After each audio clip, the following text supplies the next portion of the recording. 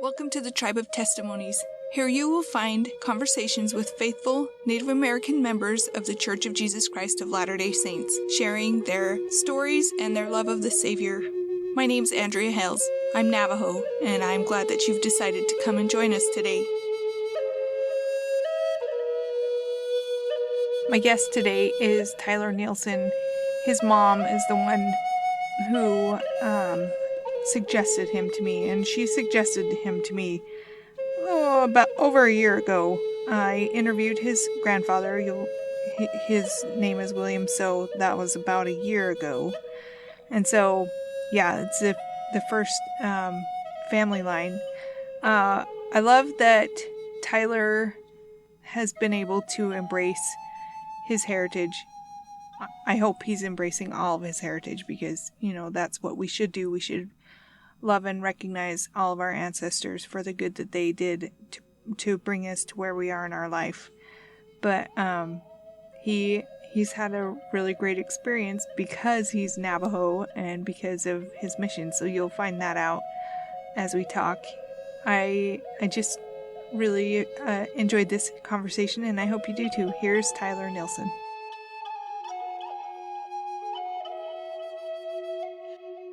I'm on the phone with Tyler Nielsen. He lives in Washington? Washington. Yep. Okay. Tyler, would you please introduce yourself in your tribal way as much as possible? If it's in your language, great. If it's not, that's fine. Not everybody speaks your language, and some languages are dead. Yeah, absolutely. I don't necessarily speak very much Navajo. I did learn a whole lot growing up and on my mission.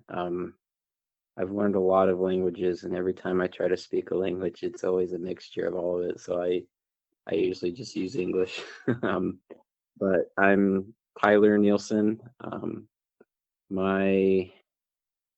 only clan that I have, that's another reason why I don't necessarily do it in the tribal way, because I only have one clan. I'm quarter Navajo. So clan's Tachitni. It's my mother's side, my grandfather. All the other Bilagana, all white. So, but yeah, I guess that's me. Yeah. So Tyler is the first person that I've interviewed who is a direct family of another person that I've interviewed. William So is your grandfather, right?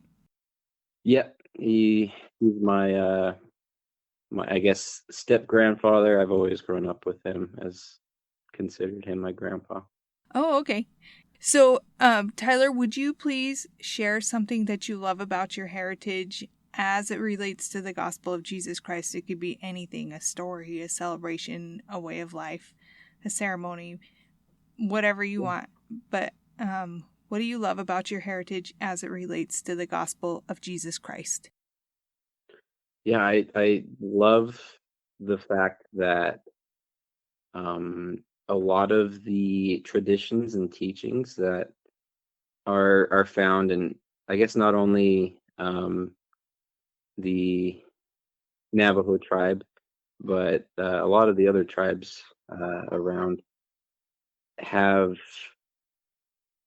maybe sometimes subtle relationships to the Book of Mormon or the Bible. It's always fun learning about those things, especially when you've been reading the Book of Mormon or you've been reading the Bible for a long time, and then you start to learn about certain traditions or certain things that is just like a way of life for again, not only Navajo, but like a lot of the other tribes. I served in the Four Corners area, so I've learned just about every tribe in that area. And there's so many similarities to the stuff that you read, and it's crazy to think that like the Bible that was produced over kind of like Jerusalem area, that kind of stuff, and there's similarities just cross over, and it's just a book of history that it'll slowly die out, but you'll start to see these things, and it's like, wow, this is so cool.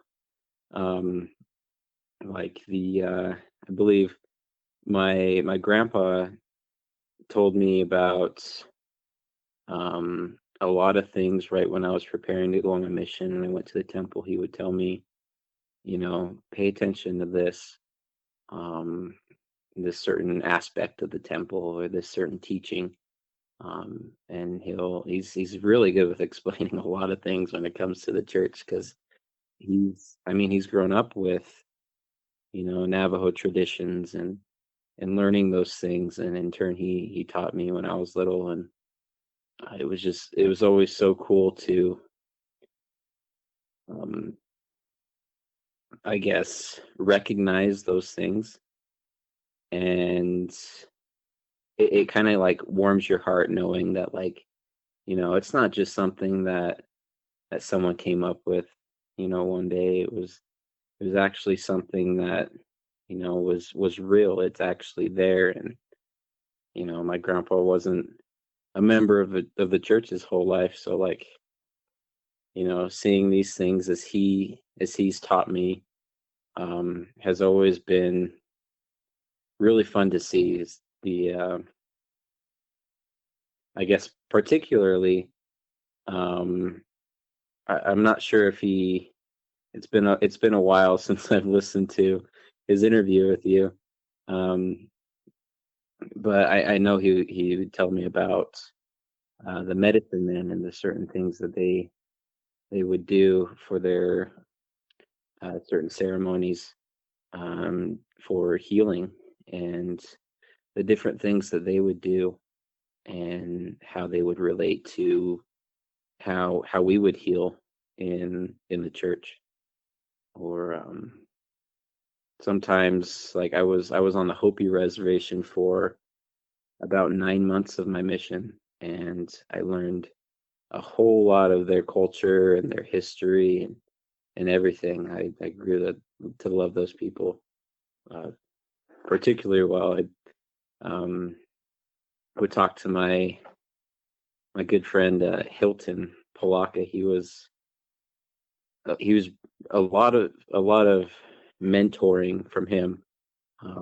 I consider him like a father. He was always fun to talk to, and he would teach me a lot of things. And through his reading of the scriptures, he would tell me about, like, how the Hopis have a story of, they want to be a peaceful people, so they buried their weapons of war and swore never to take them up. And first time hearing that, I was like, wait a minute, that's like the anti-Nephi Lehis, and you get like super excited learning these things.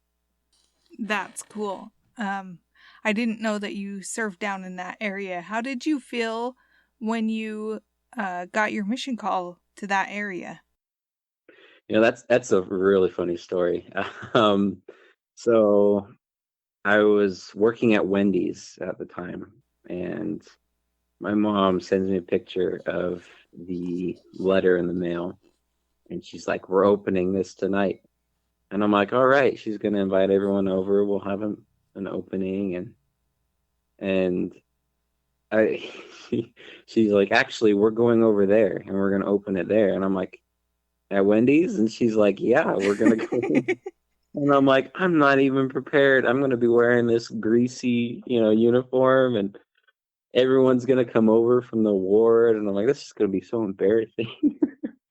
But I actually we're about a mile down the road from the Wendy's that I was working at, so I ran home on my break, grabbed some clothes, put them in a backpack, and right after my shift, I hurried and ran to the bathroom and changed into something decent, and opened my mission call. And it was funny because I remember probably about a couple days before it came, or about a week or so, I had a dream, and it was like a really distinct dream of me going to the reservation on my mission. And I'm like, that was really weird, and I told my mom about it. And I'm like, I think I'm gonna be going to the res. And she just like kind of brushed it off, like, that'd be cool. And And then I got that, and I was like, I told you. um, and everyone, she did a Facebook Live, and all of my family that lived down there, they were like, perfect, you can come on over and we'll feed them. It was always so fun to go down there and actually see some of my family. My first area, the area right below mine, which ended up while I was there merging into my area, was where my biological grandfather's family lived. And I guess my great uncle, Tully, he was part of the bishop, or I guess branch presidency, since it wasn't very, very big. He was part of the branch presidency down there. And I surprised him, and he didn't recognize me because it's been so long since I've been down there. And I was like, yeah, I'm Charlene's grandson. And he's like, oh, you're the one they're talking about. But it was so fun because not only did I get to like go down there and like see, blood related family, but like I got to meet clan relatives and stuff. And I tell them my clans, and they're like, "Oh, you're my brother." And it was mostly at the beginning of my mission, and then I'd be like, I don't understand what that means. But being down there was always like a learning experience, and I did my best to learn a lot of Navajo. And there was a lot of people that I would teach that only spoke Navajo, which was really interesting. But I would use what I had learned growing up and through my own personal study. I actually had like this big dictionary that I had found, and it was maybe like 2 Bibles thick, like Old Testament and New Testament, like that thick. And it had a whole bunch of words, and I would read that every so often. It was just a lot of learning opportunities there. And then when I received my transfer notice for going to the Hopi Res, my first thought was back to what I had read, that the Hopis didn't really like the Navajos very much because there was always like a feud, like a historical feud. And I'm like, great. I'm like, I think there was about 3 Navajos in the mission at the time. And I was like, great, that's where I'm going. And they're like, your new companion is going to be Elder Pabuina, and he's the other Navajo on the mission. And I'm like, oh, great. 2 Navajos in the Hopi Res. And I've heard that they don't like Navajos very much. So. But it was fun. I had a lot to learn from Elder Pabuina. He was actually shoot, I think he was either Sioux or Shoshone. Is somewhere in Idaho. Not he was Shoshone. It wasn't Sioux. I'm thinking about the language that I learned a little bit of Sioux as well when I was down there, because I guess further south is a Sioux reservation, or a lot of people that were part of the Sioux tribe, and they would teach me a little bit. But he was mostly Shoshone, but quarter Navajo, and it was just so fun being there, because a lot of their restrictions were only to natives. And I had my CIB, and he obviously he looked more Navajo than I did because he was full native, and I was mostly white, but I had a little bit of tan on me. But it was always so fun to be able to go up to the mesa and experience the ceremonies that they had. And back in the day, like long time ago, there was a lot of I guess hippies, and a lot of, I guess, not very respectful white people that would just ruin the ceremonies, and so they tried to restrict it as much as they can. But it was such a blessing to be out there with one of the other Navajo elders and experience those things, because not very many people got to. Well, I find it fascinating that you just said that there were 3 Navajos in your mission. Yeah, That's really interesting to me. It, yeah. it's I like it's think like Samoan who are raised in Utah being sent uh to Samoa. yeah, yeah. I think a couple others were kind of like trickle into the mission, but I remember at least when I got called to the Hopi area was when I found out there was only three. Yeah, that's pretty cool. I like that a lot. So, did you meet you just said one brother that you met and you talked about your great uncle as well. What who else did you meet down there that really taught you something that you still think about today? Uh, I so when my first area, he had just gotten baptized. His name is Victor Joe. He was it was so cool to hear his story, and he was such a nice, like a like probably one of the nicest natives I've ever met while I was on my mission. But he was one that, like, he had just gotten baptized. He grew up, I believe, Pentecostal. And there's actually right there. I was in Cohatchee. Right next to the church there is a Pentecostal church, and sometimes they would have their revival tent put up, and you can hear all their preaching and stuff. And it was just so fun to listen to his stories, and um, it was so nice to be able to see somebody that had just gotten baptized, care so much about helping other people, come closer to Christ. And um, I don't know, just his whole spirit was so nice to be around. Um, but I had met so many people. It's hard to name names, but that was the first one that came to mind was Victor. I love Victor. So, what years were you down there in that area? I served 2016 to 2018. So, was it just reservation areas or did you go off reservations too? Um, there was kind of a mission lingo, and um, typically, if you were really deep reservation areas, like there was the Zuni Reservation, um, there was the Apache area over in Dilcon, um, and Ute area over by White Mesa, near like Blanding, Utah. Um, most of the time on my mission, I only served reservation. I had maybe a transfer or two where I served in city areas. Like I served in Blanding for a little bit. I was in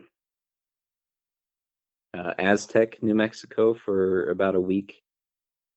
Um, but those were really the only city areas, and they're not really technically like big cities, but um, more so than like little towns somewhere out in the reservation where there's just a gas station and the church building. Well, I think that's super cool that you got to do that and be in areas where you even had family. I think that's so wonderful. So, what do you do now? Did you go to college? I had this impression in my last transfer that I needed to um, go to school for the winter semester right after I got out. And I got off my mission in November, so I needed to apply quickly. And I decided, since it was super cheap, I would go to BYU, Idaho, and just see what I wanted to do. I think about middle school was when I really like got into computers and building computers and programming, all kinds of things with technology. So I was like, oh, I guess I'll just do that and claim, computer engineering as my major. Um, and still trying to figure out why I wanted to go there. I got off my mission, and was only home for a little bit and went straight to college. Um, I hope that wasn't like too painful for my mom and dad. Like, hey, welcome back, and then I say, see ya. And, Well, I think um, that's a good thing though. Then you don't just sit at home and twiddle your thumbs. You're doing something. yeah, for sure. But I did go there for the winter semester, met a lot of, nice people. And then the second semester, I was there for spring, and that's when I met my wife. Um, and it was kind of funny because um, my whole family, they were like, "Oh, he's going to the res. He's gonna meet, one of those really beautiful native girls, and he's gonna come back and marry them and keep the bloodline going." Um, but it was really cool, meeting my wife because I think it was mostly her that was more pursuing. um, it that one's a funny story too. So she said she was with her sister. Her and her sister were roommates, and um, they went looking for potential, investigators, I guess. um, and she uh, she went to church with her, and they were kind of like standing in the back. This is kind of like the story that she was telling me, and I was sitting with um, my roommates, and I guess they saw me, and she was just like, like that's the one, that's who it's gonna be, and um, we got into Sunday school afterwards, and I guess I sat next to her. I don't honestly remember who I was sitting with, but I guess that's a female gift to keep those things in their mind more than a guy who's really forgetful. um, but I guess I had answered a question, and I said something about my mom and like me talking to my mom, and she was like, "Oh, he's perfect." And we didn't start dating until towards the end of that semester, but we would have like family home evenings. She wasn't part of the family home evening group that we were assigned. She found her way into mine because she was like, he's the one. So, um, and we just became really good friends. And I could tell from the first time I met her that she liked me. I think she was trying to be secretive of it, but I knew. I have kind of like a weird thing where I can like read people really well, and her body language was totally like, yep, I like you. So, um, and I liked her too, and I just didn't have the guts to kind of like talk to her until towards the end of the semester about that. And, um, so she was almost finished with her schooling. I had gone home since that was the end of my semester, and we were still dating at the time, and it was just a long distance relationship for a while. And um, I, you go through the whole dating thing where you got to, make sure she's the right one and pray and figure those things out. And it was just like, she's such a light. I think that's probably the best way to describe her because she keeps me in check sometimes if I slip up. Like I might not, read my scriptures at night. And she's like, "Did you read your scriptures?" you know, and those are the kind of things that you just can't, you know, let go to waste. You gotta, I don't know. I guess a big thing with her was part of my patriarchal blessing, um, which is amazing. I love reading my patriarchal blessing. Um, and especially like in that time, it was kind of like obviously, you're looking at girls and you're like, all right, I gotta find a potential suitor, And I was looking in the area where it talks about me getting married and having kids and stuff. And um, for hers, it said that she would be um, as committed to the gospel as you are. And for me, I feel like I am extremely unshaking. My testimony is rock hard. I, you can tell me anything, and I'll try to look for the facts in something instead of like just what I read online or anything like that. Um, and I felt like as we were dating, I learned that she was that same way, and that was kind of like those answers to me. And I remember going to the temple and praying about it, and the Holy Ghost kind of speaks to me in like almost like sarcasm. 'Cause obviously it's got to be the way that I listen, through sarcasm. But it was like it was me. I was there and I prayed.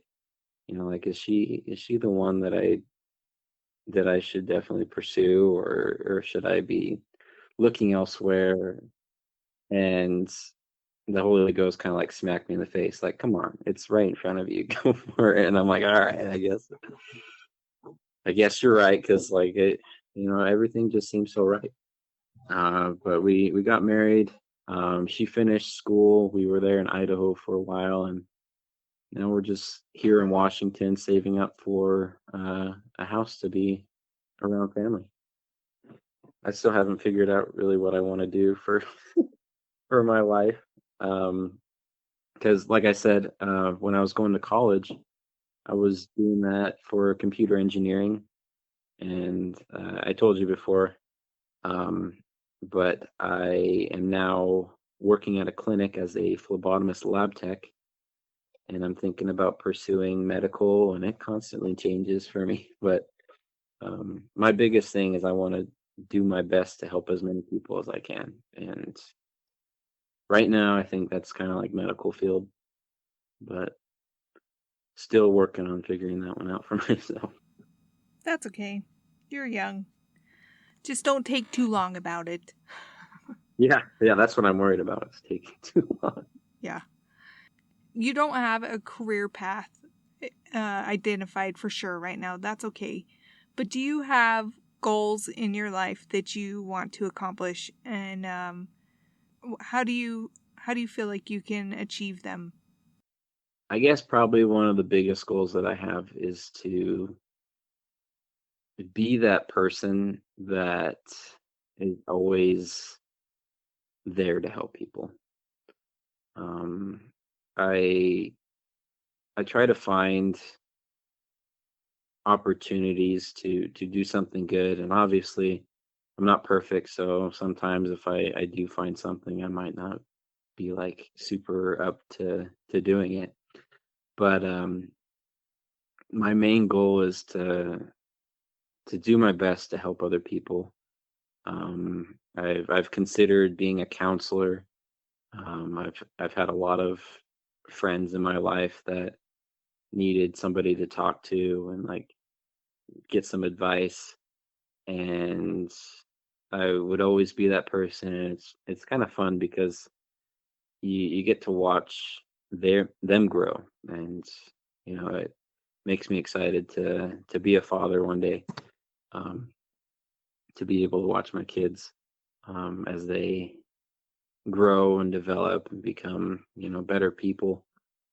um, but like every time I talk to my friends after giving them a little bit of counseling, they always say like, hey, you should definitely pursue that, and wants me to get into psychology and stuff in college. And I considered it for a while and thought to take a psychology class, but then I was like, "Yeah, I don't necessarily want to." And then like it would kind of flip flop all the time.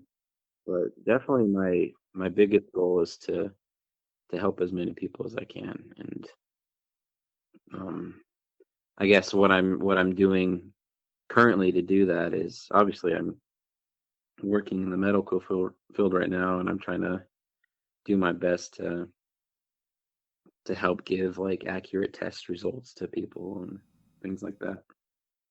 Yeah, I love how you brought that so real. Like, I know this is a long way off, we hope for all of us, but if you died tomorrow or you died tonight, you would want somebody to be able to say, this guy, he was so, or me, Andrea, they were so good. They helped me, and that's what I want to remember about them. I love that. Like, I would want people to remember good things about me because I have been doing good, and I see that in your statement there. And even just doing good at work, being honest in what you do, that is so important. Integrity. Yeah, absolutely. But it was funny because you brought that up, and it reminded me like I was driving home from work and I was mentally trying to like prepare for this interview and like what should I say, what should I do, and the is weird about my brain is it will go off and I think way too much sometimes, but one thing leads to another, and it's really weird because I'll start to like think about computers, and then from computers all of a sudden I'm thinking about the universe, and I'm like, how the heck did that get from computers to universe? And then it's like, well, computers, you go from that to materials and like different materials, and then like you end up going to like cats or something, and then it's just weird how my brain works. My main goal was to let people know um, the good that they're doing, because I had this thought of like somebody going to a funeral and people saying all these nice things about them. And sometimes it's just too late to say those things, and now you're just sharing that with people that you know just feel the same way that you do, instead of to the person that it could have benefited. And then unfortunately that person had passed. So like in my mind, it's almost like a golden rule type thing: do unto others as you would want them to do unto you. It's kind of like let them know those kind of things.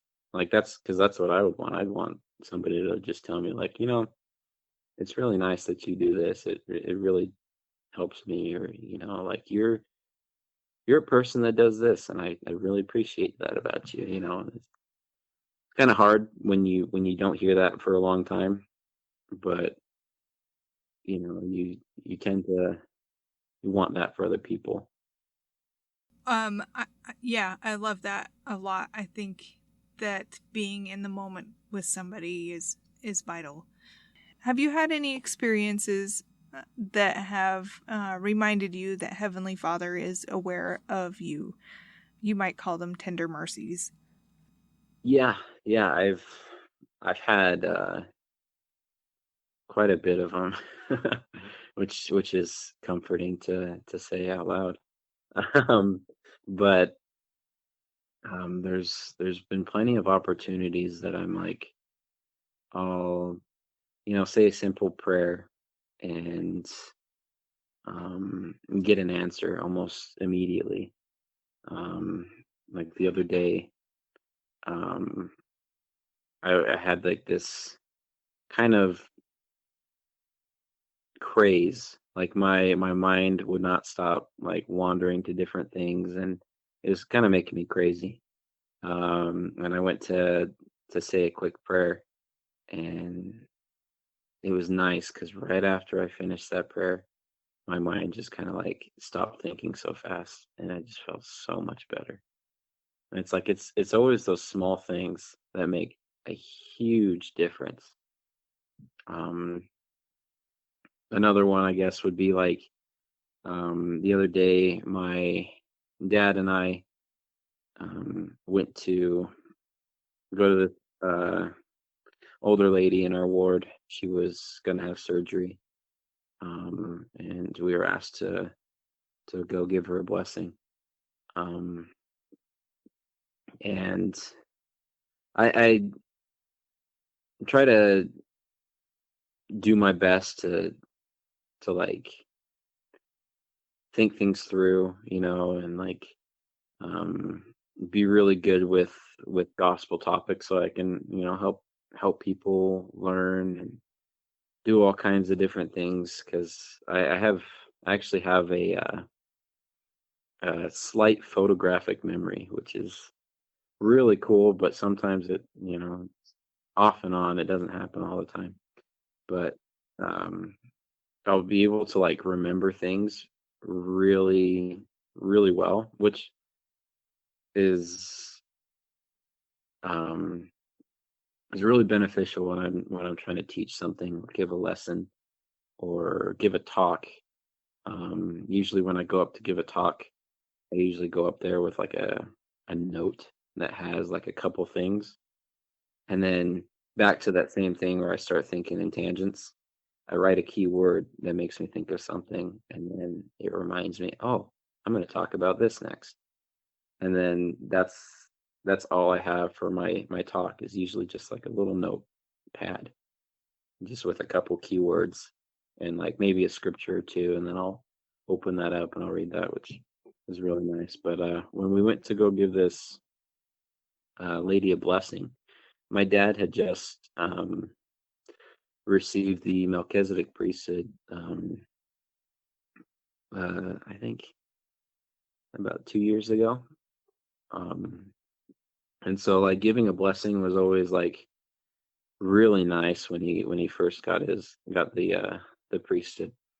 And he would ask me questions like it's by the authority, right, not the power. And I'd be like, yeah, it's authority. You don't hold the power of the priesthood, you have the authority of the priesthood. And it's just so nice to have teaching moments like that, and it kind of makes me feel like I'm doing the right thing. And when he would ask me questions like that about the gospel, and then I was able to answer, it might sound kind of weird, but like it was kind of like a confirmation to me that I'm doing the right thing.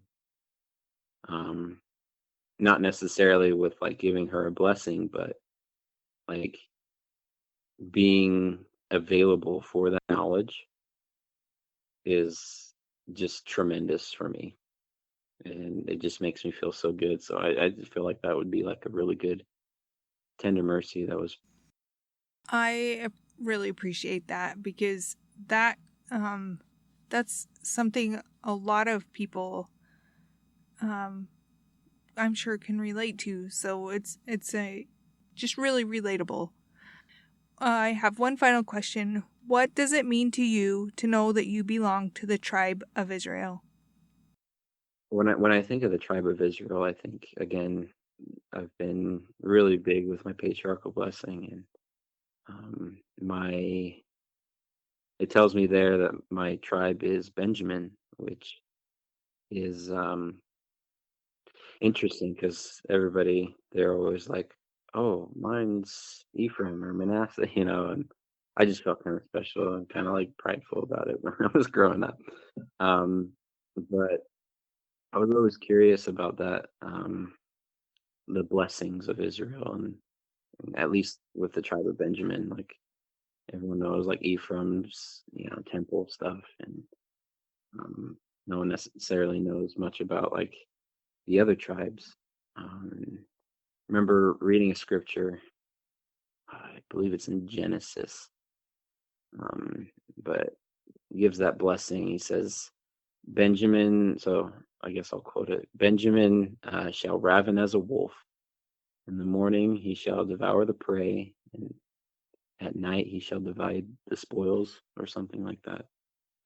Um, and it was really interesting because, like, I guess when I learned that, that was probably like right after I got the patriarchal blessing, was when I started kind of like developing that kind of memory that I was saying. Um, I wasn't very great after I got that blessing. Just because like I was young, and teenagers aren't that smart. um, but like it just started that kind of development of realizing, um, like, at least for me, having a memory as well as I do, is such a blessing, not only to me but for people around me. It kind of goes back to what I was saying about, um, the blessing that I gave the lady, and telling my dad about like certain things. I actually had this ordinance card in my wallet, and I always keep it around. I forgot that it was in there, and almost like quoted it a couple times to some people. Um, not necessarily my dad, but like anytime like I'd be giving a blessing in college, I end up quoting something from it, like so that they would know how to give a blessing or dedicate a home or something like that. And it kind of like makes me think of being part of the tribe of Benjamin there. Like I'm already kind of seeing those blessings, being able to in the morning, devour the prey, or like gain all the knowledge that I can, and then give it out as much as I can. In the morning shall devour the prey, at night he shall divide the spoils. And I try to implement that as much as I can. And it's crazy knowing, not only the stuff that I do about the scriptures, but then again, back to being, Navajo and learning those things. It's really amazing to know where that history comes from, and those different blessings that come from that as well. A thought that just kind of came to my mind was the beginning of my mission. I had talked to an elder. I think it was Elder Beck was his name. But this is where I kind of like first realized it.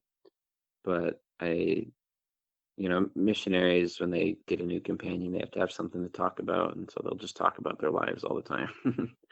um, but I've realized throughout my life, sometimes I have dreams, and they almost feel like warnings, like this is going to happen. You need to be prepared or be careful. Um, and but I had a dream like when I was in middle school or so, and I was on the football team, and I just remember having a dream of a rainy day, green grass field, and then right in the middle of there is a uh, football player, same uniform and everything as our team, and he's just lying there motionless. And then I woke up, and it freaked me out because I was like, okay, what is that? And like I've already have like instances where like kind of like some of my dreams come true. So I was like, I hope this isn't one of them. And I didn't see like a number or a name on the jersey, so I was like kind of freaking out. And our next football game was that Saturday, so I was, weirded out. And we got there, and it was a sunny day, so I was like, I think it was raining in my dream, so I don't think nothing's gonna happen. So we had a game, completely forgot about it, and then the next Saturday we had another one, and it was raining. Didn't think about it because it was about 2 weeks ago that I had that dream. Um, and we were losing terribly this game. It was horrible, and I was on kickoff return team. And they kicked off, and my buddy, at the end, my buddy Jeremy got the ball, and we started running, and he got completely sandwiched, and I was like, kind of laughing because it looked funny, because I'm a kid. It's hilarious. um, and I go over there to help him out, and that image pops in my mind, and it freaked me out because it was right there in front of me, and I called the coaches over, and they all ran over, and an ambulance ended up getting on the field, and they cut open his jersey and like making sure he was doing okay, breathing all right. But he was just motionless, and it was those weird moments that I like get dreams that come true, and it happens multiple times. But anyways, at the end, that was just a little story. But at the end, when I was talking to Elder Beck about this, he kind of opened my mind to Lehi, the Book of Mormon, and how Lehi always has these visions, and they're always dreams, and he tells me, he's like, you are a descendant of, Lehi and Nephi, all these people that have these visions and dreams, that could be a really logical explanation for why you keep getting these dreams that come true. And I'm like, it makes so much sense. you know. But I guess being Navajo and like learning these different things growing up is such a blessing, and having these gifts that I do, it just feels so nice to be able to have that and be a tool for God to help, all of his lost sheep come closer to the shepherd, um, make them feel loved if they're not loved, or give them understanding if they're confused, and then just being that provider, I guess, to help people out. Well, I appreciate that. I thank you for your answer. I know you were a little bit worried about it, but I love your answer. So, and thank you for all of your time today. Yeah, thank you for giving me the opportunity. It was nice and fun. So before I start every interview, I ask them, my guest, if they have anything in particular that they would like to talk about, or if they have any questions for me. And with this interview, Tyler asked, he's like, well, what do you expect me to say about the last question? And I told him that it's different for each one of us. And I hope that as you have been listening to this, that it's meaningful to you to think about that yourself.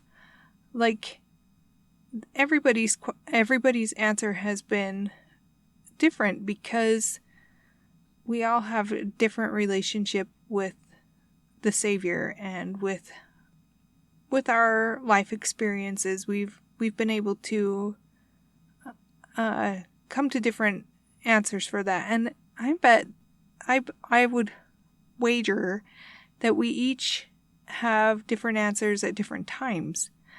So I was wondering if any of you would like to share your answer with me, or if you would like to be a guest on the show and share your answer with all the other listeners, because sharing your testimony about who you are as a member of the Church of Jesus Christ of Latter-day Saints, it's a blessing. And yeah, I just hope that you think about that every time that you listen, and I hope you're having a super wonderful, awesome day. Tribe of Testimonies is not affiliated with the Church of Jesus Christ of Latter-day Saints. The music is a traditional hymn, Come Thou Fount of Every Blessing, arranged and performed by Kyle Forsyth. If you know someone who might be interested in being a guest, please reach out to me at tribeoftestimonies@gmail.com.